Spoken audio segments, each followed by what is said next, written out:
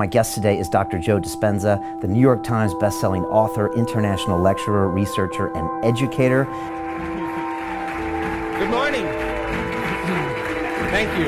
You focus on the intersection of neuroscience, epigenetics, and quantum physics, driven by the conviction that each one of us has the potential for greatness. You teach people to rewire their brains and recondition their bodies to make lasting changes. Your latest book, Becoming Supernatural, explains how common people are doing the uncommon. Dr. Joe, welcome. Well, I think for some of us to wake up, we need a wake-up call. And in 1986, I got the call. I was in a triathlon in Palm Springs, California. I was on the biking portion of the race. I was making a turn, and there was a police officer on the corner. He was pointing at me and telling me to make this turn. And there were two cyclists on the corner, and I swung around the cyclists and passed them. The problem was the police officer had his back into the oncoming traffic. So when I passed the cyclist and I made the turn, this four-wheel drive vehicle going about 55 miles an hour catapulted me out of my bike, and I wound up breaking 6 vertebrae in my spine. And the compression from the force of hitting the ground compressed the vertebrae. They're called compression fractures. And when you compress volume like that of material, it's got to go somewhere. So it went back on my spinal cord. And because of the way that I landed and that I flexed forward very hard, the top vertebrae, T8, thoracic number 8, compressed more than 60%, and the arch that the spinal cord passes through broke like a pretzel. So I had multiple compression fractures. I had bone fragments on the cord, and I had the neural arch of T8 broken. So the typical protocol for that is what's called Harrington rod surgery, where they do a full laminectomy. They cut off all the back parts of your vertebrae. In my case, base of my neck to the base of my spine, screw in these stainless steel rods. The action of screwing the rods into the vertebrae could cantilever the spine off the cord and make some room. But if it doesn't work, you still have the same condition. And so they told me if I didn't have the surgery, I'd probably never walk again. And so I had 4 opinions from 4 of the leading surgeons in Southern California. Scripps Hospital, 2 were from Scripps, and 2 were from JFK in Palm Springs. So I decided against the surgery, and I just thought, hell, I'm not going anywhere, I'm not doing anything, I'm laying face down. And there's an intelligence that lives within each and every one of us that's giving us life. And that intelligence is consciousness, and consciousness is awareness, and awareness is paying attention. So I reasoned maybe it was paying attention to me. So I thought, I better start paying attention to it. So I said, let me see if I could connect with it. If I could connect with it and give it a plan, a template, a design. And when I was happy with that design and I was completely present, I would surrender my creation to this greater mind, because I certainly couldn't do the healing, but it knew how to heal. Anyway, 6.5 weeks of absolute hell.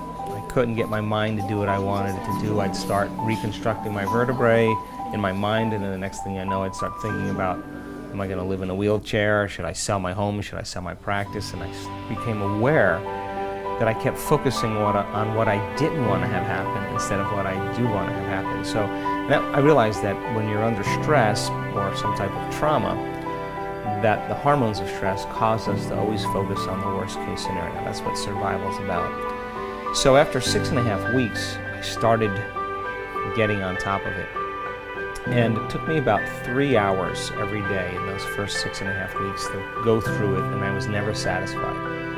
But about 6.5 weeks, I felt like I hit a tennis ball right in the sweet spot. I went through the whole thing. I never lost my focus, because if I lost my focus, I would have to start all over again because it wasn't clear. Yeah, when I went through that process, Brian, and I made it through, something clicked, and all of a sudden, it got easier. And my body started to respond to my mind, I mean quickly. Pain levels dropped, my neurological condition changed, I felt like I had more energy. What took me 3 or 4 hours to do, I was doing in 45 minutes, and all of a sudden, my body started healing. And so I was back on my feet in 10.5 weeks. I was back in my life at 12 weeks. I was training again at 12 weeks. And what did doctors say about this? Well, the doctors were absolutely clear that I would never walk again, and they were absolutely clear that I had a head injury, that I was not fit to make those decisions. In 1986, you just didn't do that back then. I figured, look, if I'm gonna be in a wheelchair, possibly, at least I gave it my best shot, you know.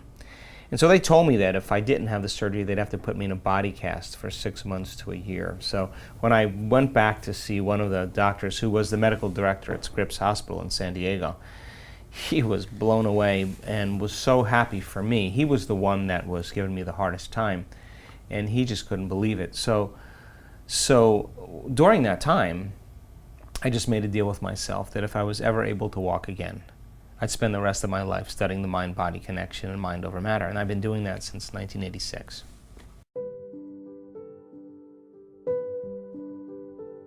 This is a time in history where it's not enough to know. This is a time in history to know how.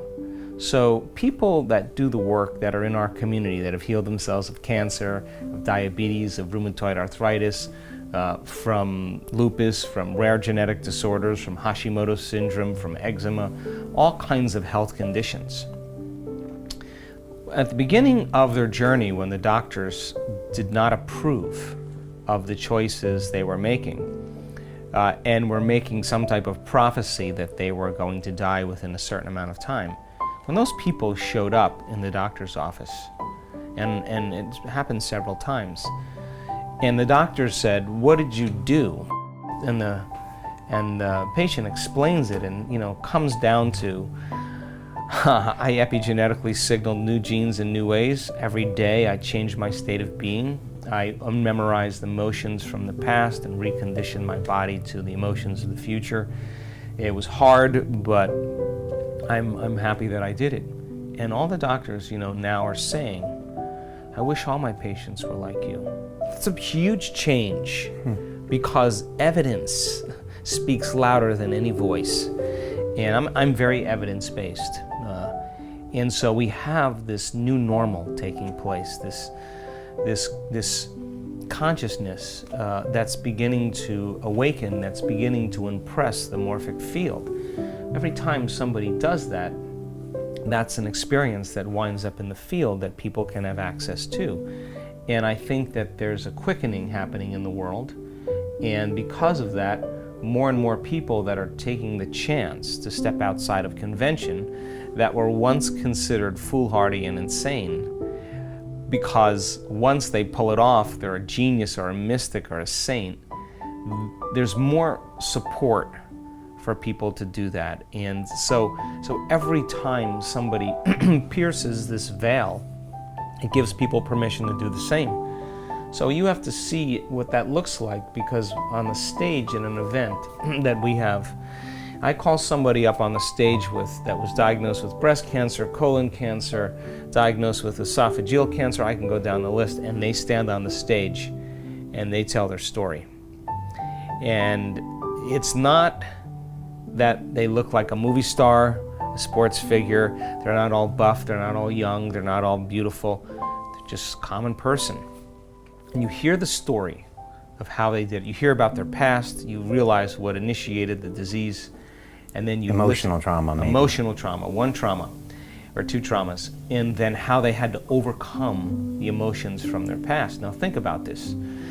The latest research in epigenetics says that it's the environment that signals the gene.